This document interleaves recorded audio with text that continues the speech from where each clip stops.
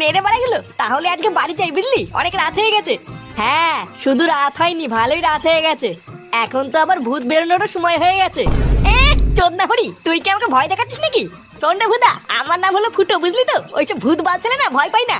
একবার এই বালছেরা ভূত আমার সামনে এসে দেখুক না, ভূতার বাল লেওরা টিপেই মেরে দেবো। না রে ফুটো, তোর ভয় লাগলে বল, আমরা সবাই মিলে একটু সামনে গিয়ে তোকে এগিয়ে দিয়ে আসবো। হ্যাঁ রে ফুটো, চল আমরা সবাই মিলে না হয় তোকে একটু এগিয়ে দিয়ে আসি। এই চোদনাগুলো তোরা সত্যি করে বলতো, তোরা কি আমাকে ভিতরে যেতে ভাবিস নাকি? কাউকে যেতে হবে না, আমি একাই চলে যাবো।